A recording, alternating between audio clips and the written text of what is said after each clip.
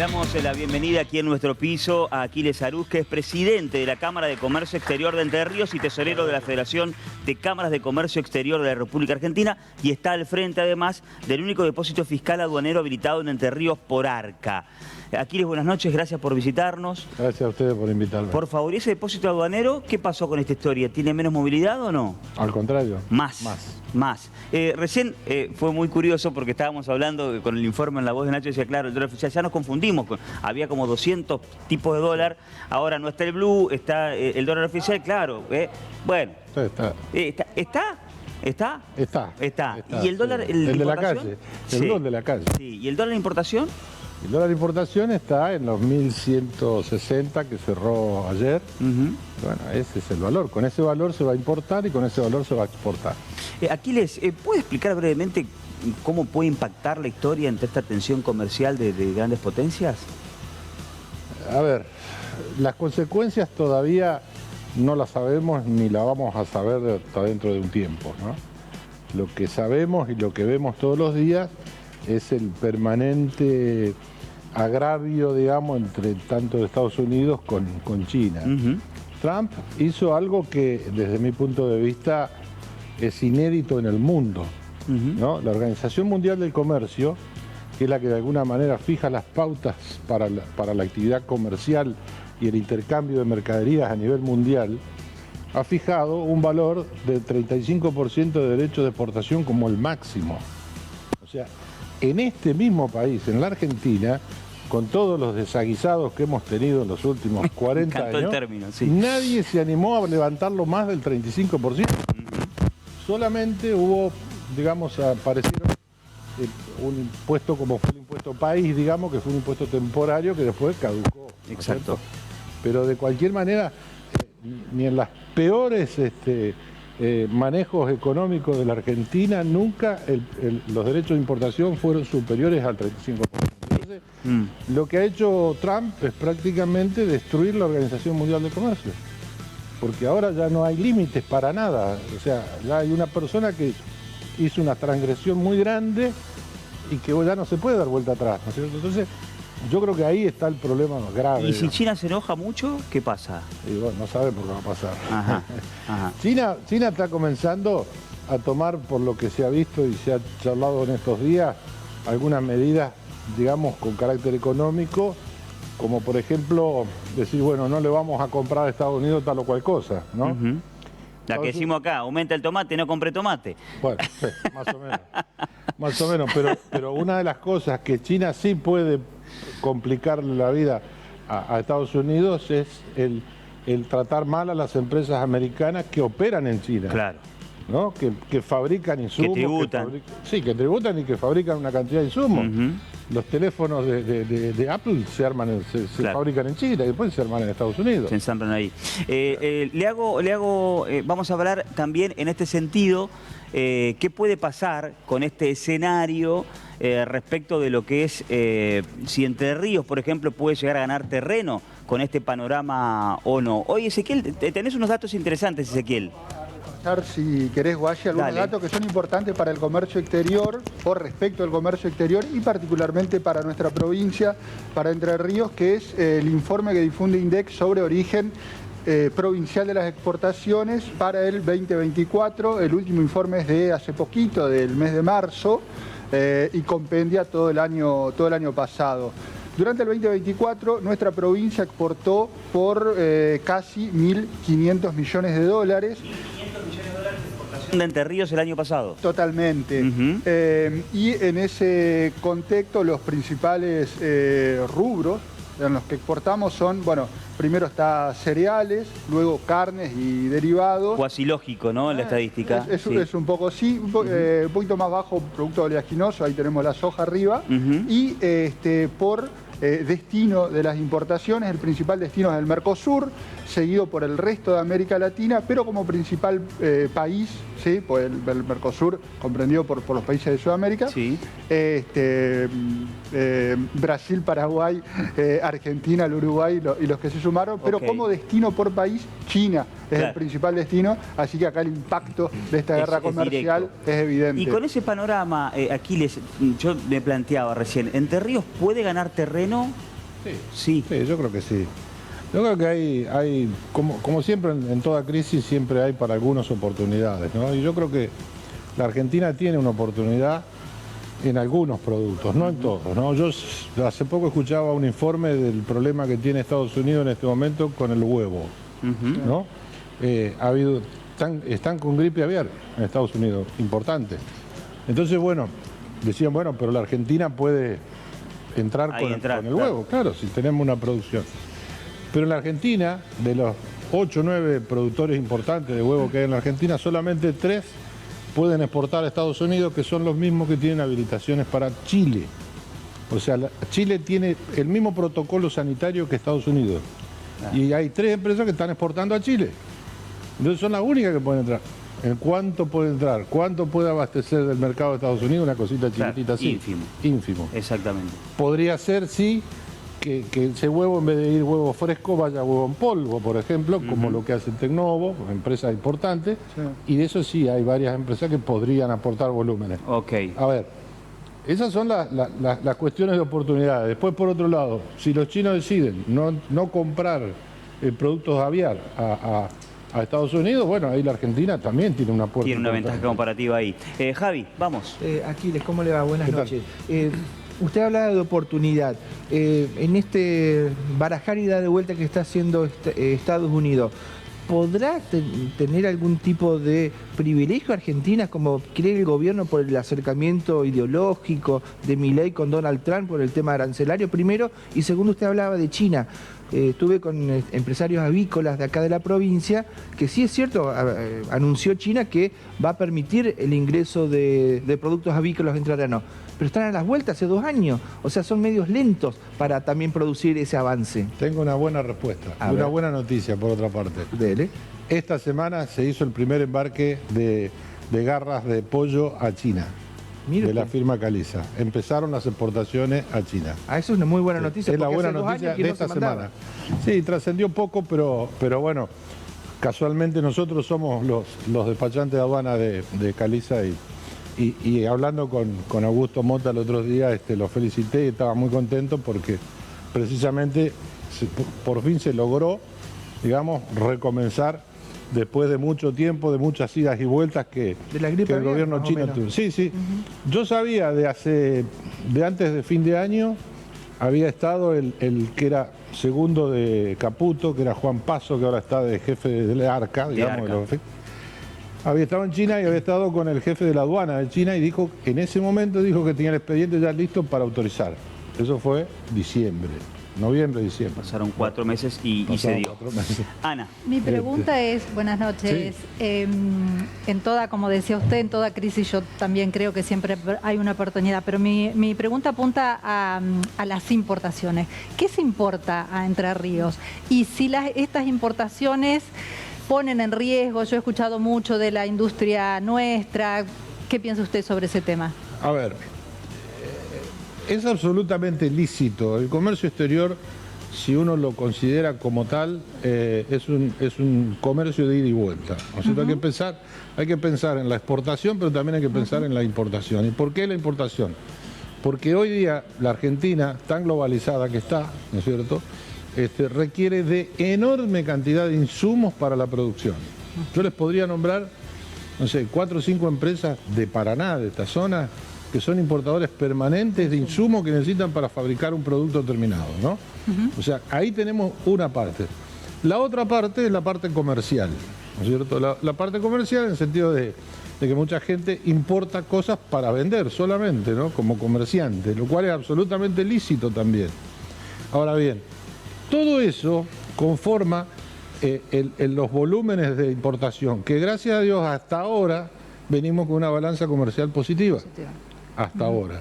Y yo creo que si el campo, con este nuevo tipo de cambio, y teniendo en cuenta que dentro de 3 meses va a tener aumentos en las retenciones nuevamente, liquida operaciones de exportación, la cosa se va a enderezar un poquito mejor todavía, ¿no es cierto? Pero la verdad es que hay una gran dependencia de insumos de China en la Argentina, sin ninguna duda. Vengo con Ezequiel. Una para su sector más específico. ¿Les va mejor importando o exportando? Mira, de principio yo te puedo decir que yo soy un pro exportador. O sea, yo toda mi actividad laboral de 40 y pico de años que tengo la he orientado siempre a la exportación, porque creo que la exportación es creativa, digamos, la exportación demanda la participación de un montón de gente, digamos, y de profesionales que intervienen en un negocio de exportación. Por lo tanto, para mí, la exportación es mi vida, digamos, yo trabajo de la exportación, ¿no? Por lo tanto, tengo ahí una idea un poco inclinada hacia el lado de la exportación, pero también, como decía recién, atendemos muchas operaciones de clientes que importan insumos, ¿no? Sí. Y eso lo hacemos, por supuesto, sin ninguna duda. Ahora, yo de alguna manera en nuestra empresa lo que he hecho es con mi hijo derivarle muchas de las importaciones a él, ¿no es cierto? Porque a él le gustan las importaciones y a mí me gustan las Fabricó su segunda marca. Sí, claro. Ahí está. Y vamos bien. Está bien. Pero tenés ahí tiene ahí, digo, perdón, esa disyuntiva, digo, porque hay momentos en donde por la dinámica del país es más conveniente las exportaciones y demás, y en este momento ahí, el famoso dólar planchado y demás. Yo recuerdo los últimos tiempos, la salida de la convertibilidad, que todos los días cuando me bañaba pensaba a quién no le pago. Claro. Y la verdad era esa, ¿no? Claro. Me fundía todos los días un poquito. Y cuando salimos de la convertibilidad, que el dólar aumentó, bueno, ahí se empezaron las exportaciones a mover y bueno, repuntamos, ¿no es cierto? Hoy estamos en una situación, digamos, donde tenemos un mediano equilibrio, digamos, por así decir, tanto en exportaciones como en importaciones. ¿Y qué opina respecto de eso que dice usted, el equilibrio de esta liberación del cepo y estas líneas de flotación y demás? ¿Qué opina? En realidad el cepo se eliminó desde un punto de vista, yo diría, muy doméstico, por así decir, ¿no? Porque en realidad, ¿qué te permite? Que vos, teniendo dinero en la cuenta, hagas una simple transacción informática y compres dólares sin ningún problema, sin que nadie te pregunte nada. O sea, de hecho, eso funciona. Que un particular pueda hacerlo, no hay ningún problema. Ahora bien, todavía las importaciones, justamente relacionadas por el cepo vigente, todavía no han sido liberadas totalmente. O sea, ahí hay un punto que hay una letra chica que todavía no se ha puesto en vigencia. Y eso es que, por ejemplo, todas las importaciones comerciales que se hacían tenían una condición de pago de 30 días después de nacionalizada la mercadería, ¿no es cierto? Bueno, hoy se puede pagar al contado una vez nacionalizada, pero hay un problema. Se la compras al chino y el chino te la manda, si no le pagás, no te la manda. Entonces ahí está el problema todavía persistente, digamos, del giro de divisas al exterior. Y eso se soluciona de dos maneras. Una es que algunos bancos te den una prefinanciación de importación y sean los bancos los que giren los fondos al exterior para comprar tal o cual mercadería. Y que cuando vos te autorizan a entrar al mercado libre de cambio, entre al mercado libre de cambio y el banco se cobra lo que pagó antes. ¿No es cierto? Bueno, esa es una posibilidad que de hecho hay... uno de los bancos que lo está haciendo, de hecho, es el Banco Nación. Lo ha hecho muchísimas veces. Y la otra posibilidad es trabajar con una trading. O sea, contratar una trading, que uno le entregue dinero a la trading gire los fondos al exterior y luego el chino mande la mercadería a nombre de la trading, no a nombre de la empresa. Cosa de que después, cuando tengamos que pagar realmente la mercadería por el mercado oficial, lo hagamos a la trading para devolverle lo que le... Pero ahí se va un poco más elevado, porque la trading cobra su porcentaje, claro. Nau. Sí, quería preguntarle, teniendo en cuenta su experiencia y su conocimiento en la materia, a mediano y largo plazo, ¿cuál cree usted que de los rubros de Entre Ríos habría que potenciar más? ¿Los gobiernos deberían potenciar desde las políticas públicas? ¿Cuál cree usted que hay un potencial ahí? Entre Ríos tiene un potencial en la agroindustria, sin ninguna duda. Yo, desde mi punto de vista, creo que todo pasa por ahí. Salvo honrosas excepciones, digamos, de algunos productos industriales. Pero no son tantos, ¿no? O sea, si bien tenemos una unidad industrial que trabaja, que funciona, que está permanentemente vinculada con el Estado y demás, pero de cualquier manera, la gran producción de Entre Ríos, y recién lo decía en el informe inicial, la mayoría son todos productos agroindustriales, ¿no es cierto? Entonces, yo creo que ahí tenemos que trabajar fuerte, pero también fíjate, Entre Ríos es el productor de pollo más importante del país. Prácticamente el 70-80% de la producción nacional está en Entre Ríos. Y un día los chinos dijeron, no le vamos a comprar porque tienen gripe aviar, y tuvieron 2 años sin comprarnos. Y esos 2 años sin comprar, varias empresas, bueno, ustedes saben, Tres Arroyos tuvo que cerrar una planta en Concepción del Uruguay porque no tenía venta. Bueno, y entonces, fíjate qué finito que es todo, ¿no es cierto? De que no hay otros mercados que te puedan sustituir semejante volumen, ¿no es cierto? Yo conozco el caso de Caliza, por ejemplo, que ellos descubrieron, por obligación y por necesidad, digamos, volver al África y a algunos otros destinos que no estaban en la carpeta, digamos, no tenían la idea de hacerlo, pero lo tuvieron que hacer ante la necesidad de tener algún volumen de exportación. Entonces, ya ves que muchas veces uno dice, bueno, potenciamos tal o cual rubro y resulta que por una cuestión que es totalmente ajena a nosotros, se interrumpe, ¿no? Nacho, hay que andar con mucho cuidado. Está bien. Nacho. Sí, yo pensaba en los puestos de trabajo, ¿no? Porque son varias cosas, digamos, si es más barato importar algunas cosas que producirlas acá, ¿qué pasaría con esos puestos de trabajo? Porque, como usted dijo recién, Tres Arroyos tuvo que cerrar, hay mucha gente que va a quedar sin laburo, y también si hay algo que sea irreemplazable, que no se pueda importar, que tengamos nosotros, que sea un valor más allá de esto que hablamos del huevo y demás. Bueno, yo creo que en materia alimenticia Entre Ríos tiene recursos, ¿no es cierto? Tanto la parte de carnes, agrícola, la parte de producción agrícola, digamos, por así decir, de soja, de maíz, de trigo, de un montón de cosas. O sea, Entre Ríos, digamos, si tiene que cerrar una frontera, de hambre no nos vamos a morir, eso estoy absolutamente seguro, ¿no es cierto? Pero yo creo que eso no va a ocurrir nunca, ¿no? Porque digamos que el mundo está tan globalizado, digamos que siempre alguna salida vamos a encontrar, ¿no es cierto? Pero también, de alguna manera, yo creo que hay cierto grado de preocupación en materia del volumen de operaciones de importación que por ahí pueden reemplazar producciones nacionales, ¿no? Desde mi punto de vista, creo que no es tan así, digamos. Se habla ¿no? mucho de la ropa. Sí, la ropa, pero también la ropa tiene una cuestión interna difícil de solucionar. O sea, una fábrica que fabrica una ropa aquí en Argentina, se la vende al mayorista, al no sé qué, después pasa a la boutique y cuando llega al público llega a un valor 5 o 6 veces del precio que salió de la fábrica. Yo creo que eso que pasa entre medio pasa por varias razones. Primero, porque se vende poco. Entonces hay que cubrir los costos y para cubrir los costos hay que vender caro. En segundo lugar, porque la carga impositiva que tienen esos pases de mano de los productos, ¿no es cierto?, es muy alta en la Argentina. Una de las cosas que yo vengo diciendo hace muchos años, ¿no?, de que el ingreso bruto, el impuesto a los ingresos brutos, es el impuesto más regresivo que el IVA. Es más regresivo que el IVA porque se va aumentando permanentemente. Sí. Cada pase que uno hace se va aumentando.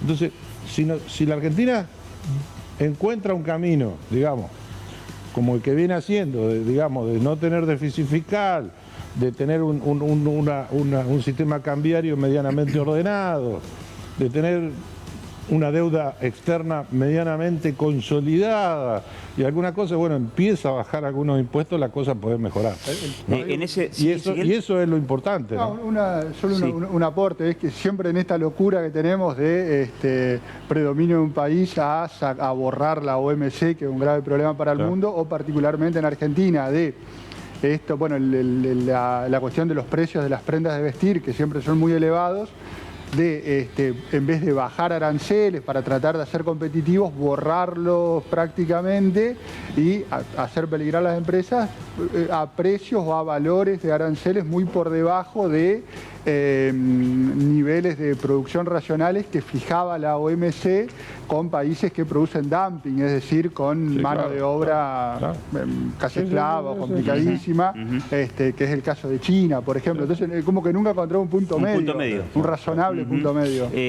Tenemos que ir cerrando, sí, Javi, decime. Le había formulado qué podía pasar con los aranceles, que fue un poco el disparador del informe del programa. Si podía haber algún beneficio para Argentina, la posibilidad de la sintonía fina que tenía el presidente Milei con Donald Trump. No te lo dije, sí, es verdad, discúlpame. No, por favor.